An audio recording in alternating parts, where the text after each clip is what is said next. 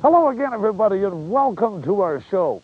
We're really off and running with our first story tonight. It's about a Manitoba grandmother who gives men a run for their money.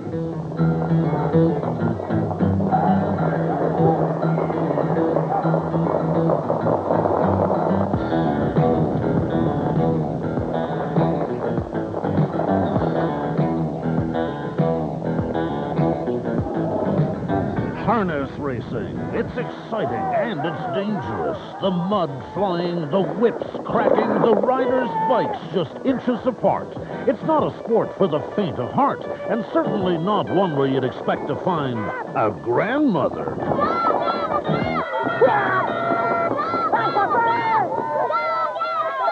Do the drivers call you Grammy? Who calls you? Lots of things. Holy Grandma, be good.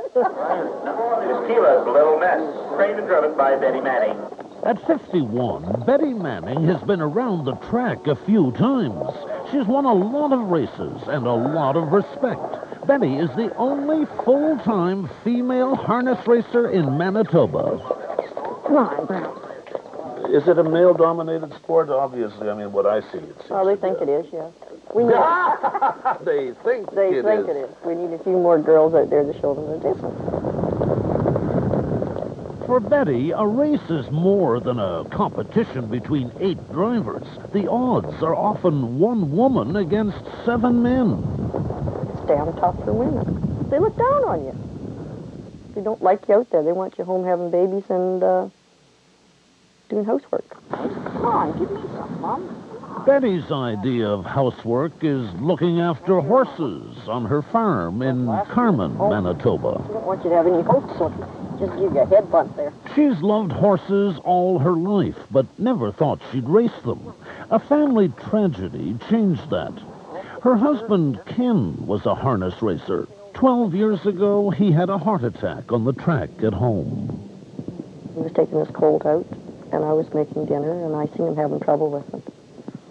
So I went out to give him a hand, and I said, put the horse back in the barn, and I'll give you a hand after dinner. And last words he said to me, I'll take this horse out if it kills me. After Ken's death, Betty didn't want anything to do with horses, much less race them.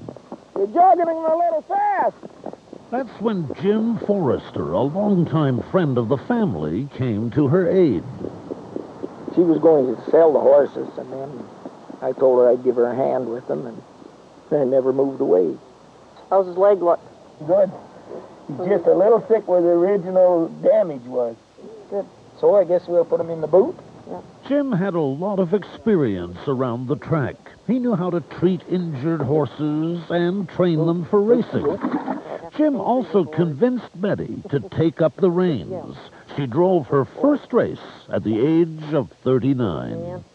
I remember a lady standing at the fence, and she come back and she said, you know what? She said, if all of us could have as much guts as you, she said, you know, you've got a lot to be proud of to go out there. And I thought, well, you know, it's all right. Gotta get back up the ground. Today, there's only one thing Betty loves more than racing horses. That's her family, especially her 9 grandchildren. Go, go, go. Go, go, go. Go, go. Add dirty hands. Her only fear is having an accident in front of them. My mom and dad never come to the races. They don't want to see you get hurt. That's right. How dangerous is this? Well, you never know, because like I say, it's like setting on a bomb waiting for it to go off, because you don't know. And the Invitational Handicap in Portage produced a... Betty's had her share of close calls. Betty Manning and All-Cars Haybuster bumped... See, I'm away from it. Whoa. Going down. See? She just barely escaped this pileup. Fortunately, no one was seriously hurt. I never even realized anybody was down until I got around the turn. Every time Betty looks at this video, she realizes just how dangerous harness racing can be.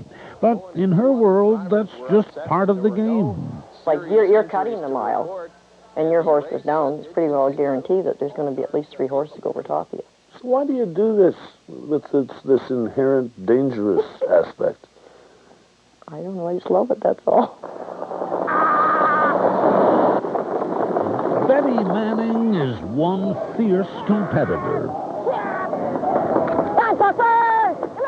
Win, place, or show, this Manitoba grandmother is sure to give you a run for your money.